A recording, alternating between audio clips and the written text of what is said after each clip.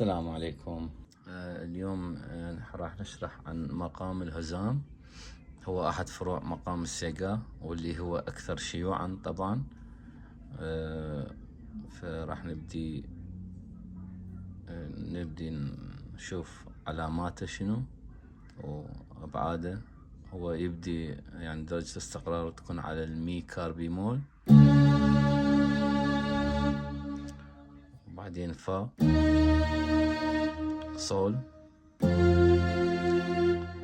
لا بيمول سي دو ري مي كار بيمول جو.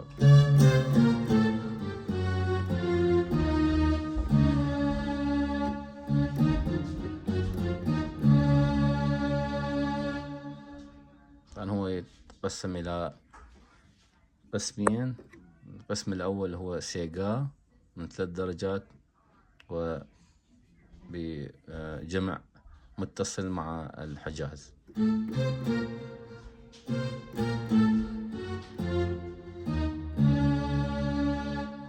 يعني الجنس الأول سيجا والجنس الثاني حجاز، فيتكون عندنا مقام الهزام. وشكرا.